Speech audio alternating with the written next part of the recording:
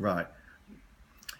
Right, are we going? Yeah, we're going. Okay, well, this is what's really funny now, because like, I just played that. I didn't play it very well, and I actually made a kind of mess of it. But I was trying to play it in a way where I could try and remember what I'd played, so I can explain it. Because of course I can't remember what I just did because it's just talking. If you spoke for like 10 minutes and said, no, okay, write it all down what you just said. You go word for word. I go, oh, I can't do this. So what we had here was go.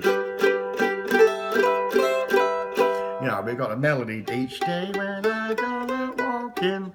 That's not rocket science, but to sort of just play it on its own is a bit. It's all right if you play it like that, but to play it around a chord.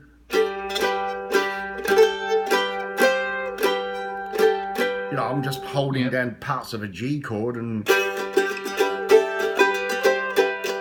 I guess what happens is there's sort of a knowledge that I know that, I can let that E string ring, and if I miss it, it's okay. And if I don't hit it, if it's there, I can.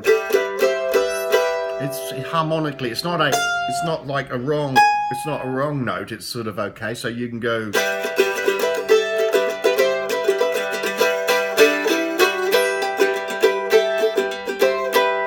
So I'm sort of, that's around a G kind of a thing. Because now it goes to D. Do do do do. And I'm going, well, okay, so I know, where my G, I know my D chord, one of my D chords is here, and of course if that, so I pick up these two notes here, and I know, that's the melody there, so I go, and I know it goes da da da da da da da da. It goes to C, so that's just D down to C.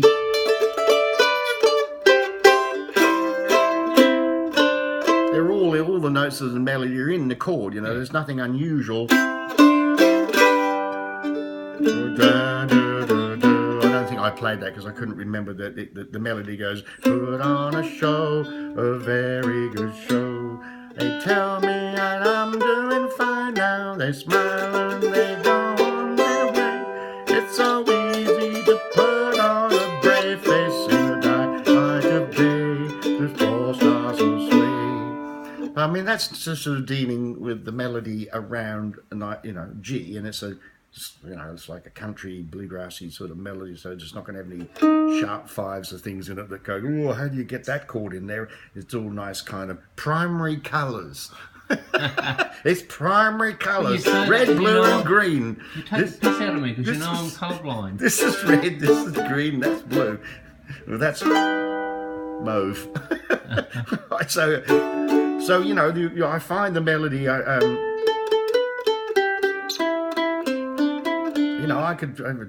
don't know, you go up the top,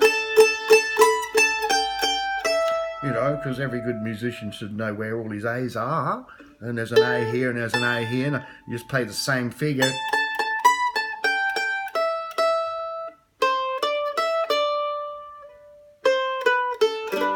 To think about it, but so I'm working around chord shapes. That's the great thing about a mandolin is, you got full strings, everything's symmetrical, so you can repeat something if you play it.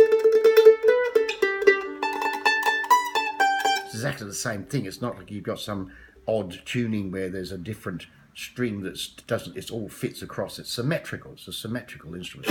So that's very nice.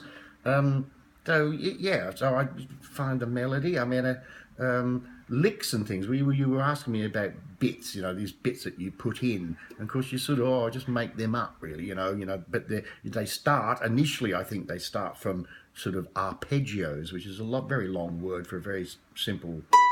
You just pick bits of the scale. Maybe you go. There's a pattern, right? You go. That's the first note of the scale. That's the third note. So you go 1, 3, and then you move up intervals. Even so, it's instead of playing all the notes, you skip them. You skip one and go. So that's an arpeggio, and of course, then you can do these things where you got all the notes of scale. You can go. and sort of you go down 3, and then start again, and then go down another one, you know, and it goes on. So it's very, very Bach-ish, you know. It's sort of, there's a mathematical equation.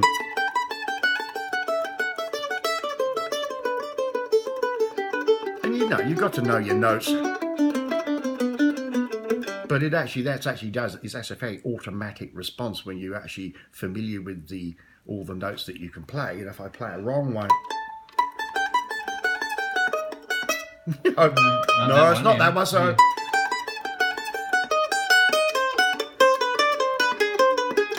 but you see, actually, when you do that and you go, "Oh, that's wrong," in certain context, that's actually a pretty crazy thing to do, you know. So just by substituting some different notes, like the banjo, you got this pattern, and if you sort of do something that's actually, you just move it, like something like a, well, hey, but this is one of my little favorite. Right, so I've got a pattern there, I've got a picking pattern. That's kind of, it's a minor, we sort of do that over, you know, you could do that over D minor, or you could do it over F major 7, that's F, so you can do it over F, so, but then if you just move it up and close it in, so instead of playing this kind of spacing, I couldn't tell you what the notes are. No, I'm not even interested. I really don't care. I've got this sort of space here. So it's actually, you know, the fingering is child's play. So you got this, yes. But if I close it in, I've just closed it down to this shape. I don't know what the notes are, but it sounds good. So you got, and then, so I'm playing the same thing. It's a repetition. It's all the notes are different, but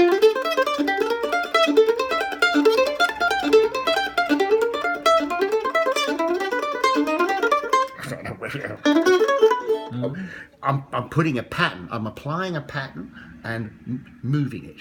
And you know, sometimes the notes can be wrong. You know, like. That's a familiar thing. If I go do exactly the same thing. No, I'm doing exactly the same thing. That's a major. I'm going.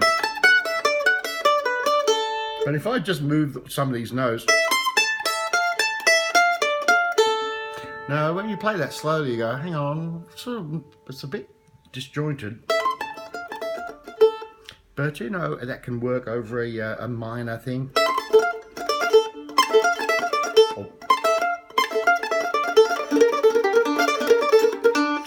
You know, you don't want to do too much of that. But if you drop something in like that, you go, well, what was that? Sometimes I do. What was that? And you just, you know, move things around to find something interesting. But that's very nice. And that is a sort of, oh, hang on, that would be, oh, I don't even know what the chords are. Something.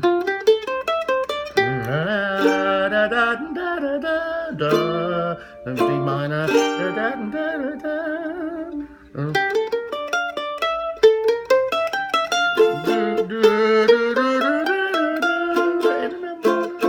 don't know, you know, you can put different chords to them, but that's a sort of a little thing I do. Right, I think we've had enough of this, haven't we?